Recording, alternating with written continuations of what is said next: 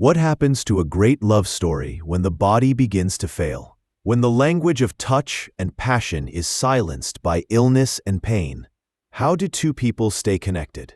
Hello, I'm John from Texas, United States, your friend and narrator of real stories. Stay with me until the end of this incredible story. Want to see your story told here? Then get in touch with us. This is a story about that very challenge. The space between them in the bed had become a vast, cold canyon. It was their 50th wedding anniversary, a milestone that should have been marked with champagne and whispered congratulations. But for Clara, the silence in the room was the only thing worth noting. She lay on her side of the bed, her back to her husband, Ben, pretending to be asleep. She listened to his breathing, shallow, and punctuated by the occasional soft groan of pain. This was the sound that had replaced the deep, steady rhythm she had fallen asleep to for half a century. Her own insomnia was a cruel companion, a nightly vigil fueled by a grief so profound it had no name. She was grieving a man who was still alive, a man who was lying just inches away from her, yet felt a million miles distant. Theirs had been a love story written in the language of touch. They were a couple who held hands, who danced in the kitchen, whose affection was as natural and necessary as breathing. Ben had been a man of vibrant energy, his love for her a tangible force, a warm embrace that had been the anchor of her entire adult life. He was her rock, her partner, her lover. But the man beside her now was a stranger living in her husband's body. A severe degenerative arthritis had crept into his life a few years ago, a slow and merciless thief. It started in his hands, then his knees, and finally his spine. It stole his mobility, his hobbies, and worst of all, his spirit. The man who had once built a deck with his own two hands could now barely button his own shirt. The health of his body had taken his confidence as a casualty. The physical pain was a constant, but it was the shame that had truly destroyed him. Ben, her proud, strong Ben, was deeply ashamed of his own weakness, and his shame had built a wall between them, brick by painful brick. Their dynamic had shifted from husband and wife to patient and caregiver. Clara's days were now measured in pill schedules and doctor's appointments. Her acts of love, once spontaneous and joyful, were now practical and clinical. She helped him put on his socks in the morning.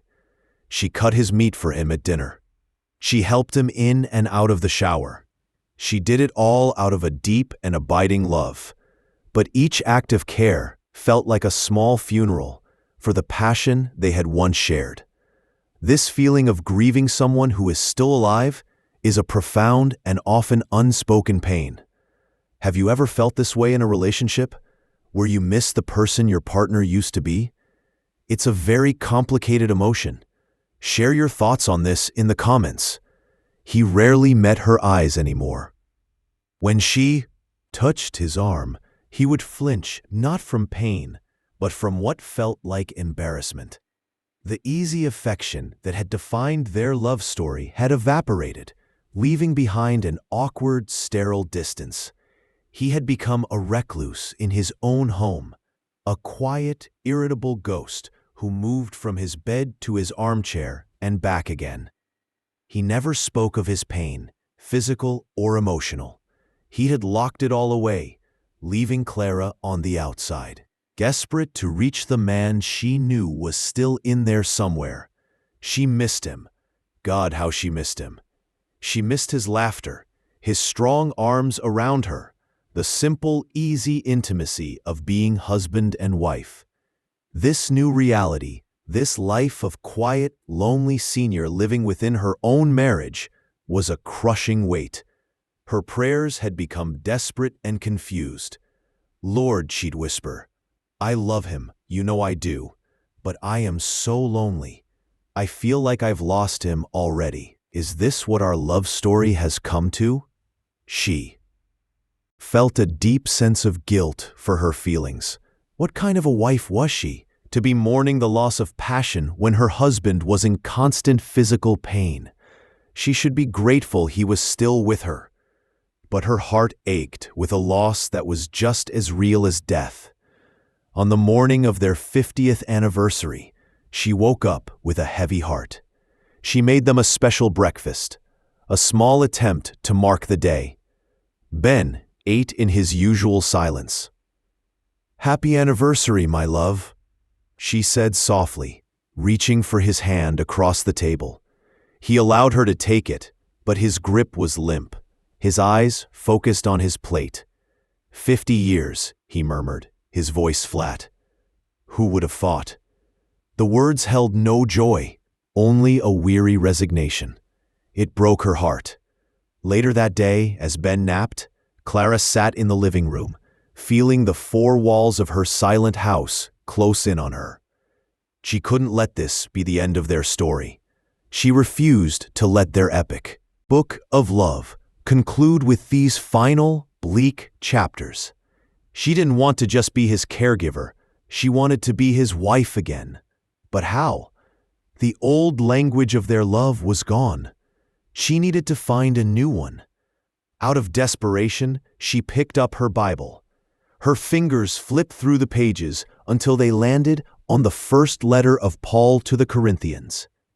Her eyes scanned the familiar passage, the one so often read at weddings.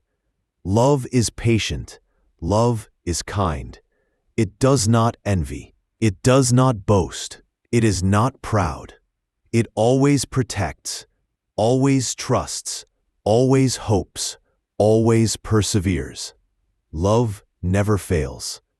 She read the words over and over. Love is patient. Love is kind. She had been trying to be a good caregiver, efficient and capable. But had she been patient with his spirit? Had she been kind to his shame? It is not proud. She thought of her own longing for the husband he used to be, her own mourning for the connection they had lost. Was her grief, in a way, a form of pride? A refusal to accept the new reality of their love? And then the final words struck her to her very core. Love never fails. Her love hadn't failed. It had just been forced to change its form. The fire of their youth had cooled, but perhaps it was meant to be transformed into a different kind of warmth, a steady, glowing ember of compassion. But new resolve began to form in her heart. She couldn't cure his arthritis. She couldn't take away his physical pain, but she could fight his shame. She could refuse to let it win. She could learn to speak a new language of love, one that was patient and kind, one that protected his dignity and persevered through the silence. She decided she would start that very night. That night, after a dinner eaten in the same heavy silence as breakfast, they settled into their usual evening positions. Ben in his large orthopedic armchair, his face a mask of stoic pain, and Clara in her smaller chair across the room, a book open in her lap, though she hadn't turned a page in an hour. The television murmured in the corner, a meaningless drone filling the space where conversation used to live. Clara's heart was pounding. Her resolution, so clear in the afternoon light, felt fragile in the face of their entrenched, silent routine. But she looked at the man across the room, her husband of 50 years.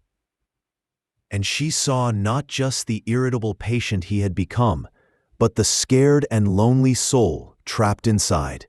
Love, she thought, must be brave. She put her book down, stood up, and went to the linen closet. She returned with a soft, warm flannel blanket. She walked over to Ben's chair, her movements slow and deliberate. He watched her approach, his eyes wary, expecting her to ask if he had taken his evening medication.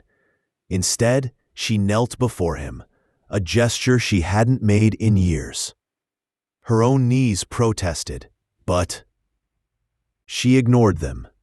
Gently, she draped the warm blanket over his legs, her hands smoothing the fabric over his aching joints. As she did, she let her hand rest on his knee for just a moment longer than necessary. It was a simple touch, one of comfort, not of need. It held no expectation. Ben didn't pull away. He simply watched her, his expression softening from suspicion to confusion. Instead of returning to her own chair, Clara pulled over a small ottoman and sat beside him, closing the chasm that had separated them every evening. She was now in his space, a partner, not an observer. "Ben," she began, her voice soft and low, "I was thinking about something today. Do you remember that little apartment we first moved into after we got married? The one with the leaky faucet and the window that wouldn't close properly." A flicker of something, a distant memory, moved in his eyes. "The heat barely worked in the winter," he grumbled, his voice raspy. A smile touched Clara's lips. "That's right. And do you remember that terrible blizzard, our first winter there? The power went out for 2 days. I was so scared. I thought we were going to freeze." She looked at him, her eyes shining with the memory. "But you didn't panic. You found every candle we owned and lit them all. You wrapped us both in that old wool blanket from your mother. And you sat with me all night, telling me stories about your childhood to make me forget the cold. You were so strong. You made me feel so safe. You were my rock that night, Ben." It's a reminder that sometimes the best way to help someone is to remind them of their own strength. What is a specific memory you would share with a loved one to remind them of who they truly are to you? Let us know in the comments. He said nothing, but he had turned his head fully towards her, his gaze locked on her face. She was not talking about his current health, his weakness, his pain. She was talking about his strength. She was holding up a mirror, not to the frail man he was today, but to the hero he had always been in her eyes. This became their new evening ritual. Every night, Clara would close the distance between them, sit by his side, and pull a memory from the vast, rich archives of their 50-year love story. She told him about the time he had worked 2 jobs so she could stay home with their newborn son, coming home exhausted, but always having a smile for her. She reminded him of the vacation where their car broke down in the middle of nowhere, and he had managed, with his characteristic calm, to flag down help and turn a potential disaster into an adventure. She spoke of his integrity, his quiet kindness, his unwavering devotion. She was not just reminiscing, she was rebuilding him. With each story, she was handing him back a piece of his own identity, a piece that his pain and shame had tried to steal. She was reminding him that his worth was not measured by the strength in his limbs today, but by the strength of his character, which had been forged over a lifetime. Ben began to change. The transformation was not sudden or dramatic.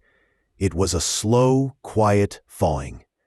He began to respond to her stories, first with a grunt, then a nod, then a small, crooked smile. One evening, after she recounted the story of him teaching their daughter how to ride a bike, he murmured, "She was so stubborn, scraped her knee a dozen times, but wouldn't give up." It was a full sentence, a shared memory. For Clara, it felt like the first rains after a long and devastating drought. The insomnia that had haunted her began to lose its grip. Her nights were still lonely in a physical sense, but her heart was no longer so isolated. She felt connected to her husband again, not through the passion of their youth, but through this new, sacred ritual of shared memory. Do you believe that sharing positive memories can be a form of healing in a relationship? Tell us your thoughts. Her prayers to God also changed. She no longer begged for a cure or an end to their suffering. Instead, she found herself giving thanks. "Thank you, Lord," she would whisper into the darkness, "for showing me a new way to love him. Thank you for the memories. Thank you for the man he was, and for the man he still is." She realized that the passage from the Bible about love being patient and kind was not just a beautiful poem. It was a practical instruction manual for the most difficult parts of life. It was the blueprint for a love that perseveres when passion fades, a love that protects dignity when health fails. Love, she was learning, was an act of devoted, stubborn, and courageous remembering. One night, Clara was particularly tired, her own arthritis flaring up. She sat beside Ben, the silence stretching between them. She didn't feel she had the energy to pull a story from her heart. She just rested her head against the back of his armchair, her eyes closed. After a long moment, she felt a gentle, hesitant touch on her hand. She opened her eyes. Ben was looking at her, his own eyes clear and full of a deep, aching tenderness. "Clara," he said, his voice a low whisper. "Tell me about the day we met." It was the first time he had initiated it. It was the first time he had asked her to open the book of their life.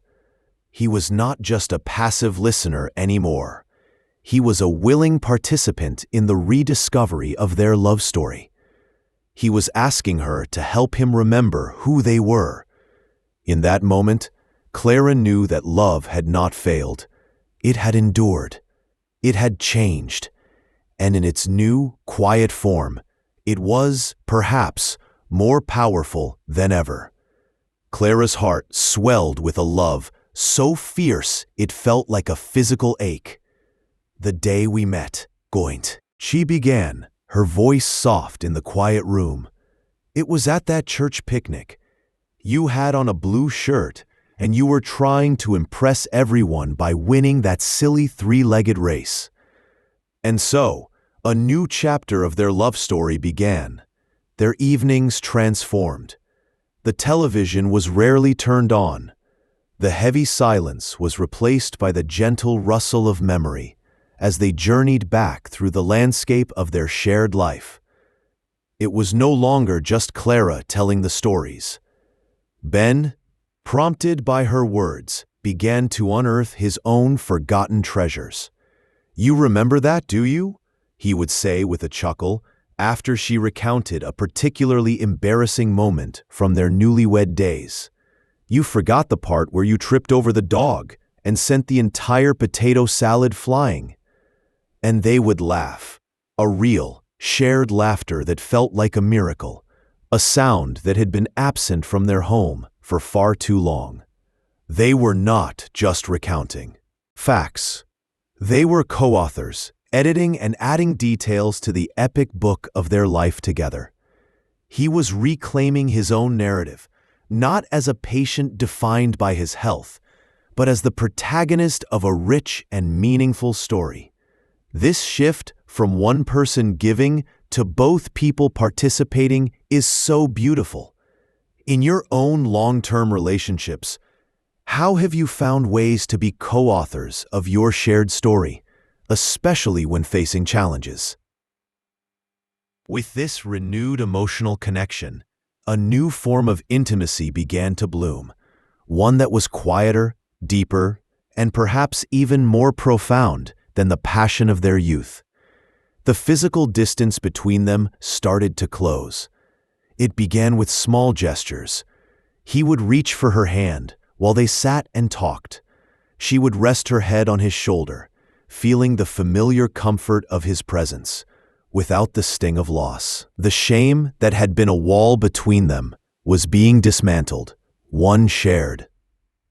Memory at a time, they were rediscovering a love that was not dependent on physical strength or passion, but on a deep, unshakable soul knowledge of one another. They were learning that the most intimate act for a couple in their 70s might not be a fiery embrace, but the simple, sacred act of holding hands in the dark while weathering a storm of pain. Their approach to his health became a partnership. When a wave of arthritis pain would leave him grimacing, he no longer pushed her away. He would allow her to bring him a warm compress, to sit with him, to read to him from her Bible. He was allowing himself to be cared for, not as a burden, but as a beloved husband. Her care was no longer a clinical duty. It was an expression of this new, tender love. Her insomnia, the nightly torment of her loneliness, faded away. She would still lie awake sometimes, but it was no longer from anxiety. She would listen to his breathing, not with fear, but with an overwhelming sense of gratitude. Gratitude for his presence, for their shared history, for this difficult but beautiful new chapter of their senior living. She thanked God not for a cure, but for clarity, not for an easier life, but for a deeper love. Their transformation didn't go unnoticed. At community gatherings, other old-age people would see them, the quiet way they looked at each other, the easy way they held hands. One woman, whose own husband was struggling with a similar decline, approached Clara. "You and Ben," she said, "you seem so at peace. How do you do it?" It's wonderful when a couple's own healing can become a source of hope for others. What is the best piece of advice you've ever received or given about navigating the challenges of a long-term marriage? And Clara, for the first time, shared their secret. "We started telling our stories," she said simply. "We decided to remember who we were, and it helped us love who we are now." A year after that terrible anniversary, on the eve of their 51st, Clara lay in bed. But this time, the space between them was gone. Ben was lying on his side, facing her, his hand holding hers on top of the covers.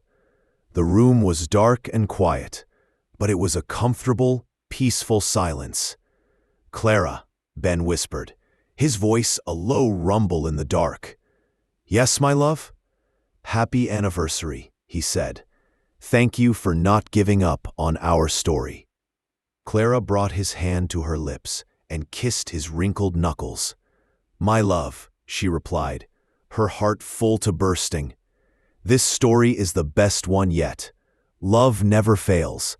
And in the quiet darkness, they held hands and drifted off to sleep, two souls intertwined, a testament to a love that had been tested by the fire of old age and had emerged not only intact, but stronger, purer, and more beautiful than ever before. The story of Clara and Ben is a profound lesson in the evolution of love. It teaches us that the passion of youth can transform into a deeper, more resilient intimacy in our later years. It is a reminder that when we face the inevitable health challenges of old age, the greatest healing comes from meeting our partners in their vulnerability, fighting their shame with our patience, and building a new way of loving together. It shows that our faith in God can guide us to find grace, not by erasing our struggles, but by illuminating a new path through them. If this story of an enduring love that found a new language has touched your heart, please honor it with a like so that it may bring hope to others. And please subscribe to Stories Beyond 50 for more real stories about the depth and beauty of life's final chapters. Now we turn to you, our wise and wonderful community. How has your own love story changed and evolved through the years? For those in long-term relationships, how have you navigated the challenges of illness and aging together? What does intimacy mean to you in this season of life? Your experiences are a wellspring of wisdom, and we invite you to share them in the comments below. And if you are not ready to share, but you believe in a love that lasts forever and changes with the seasons of life, just write the single word, love, in the comments. Let us celebrate a love that never fails. We read and cherish every word you write. Thank you for sharing your heart with us. God bless you, and we will see you in the next story.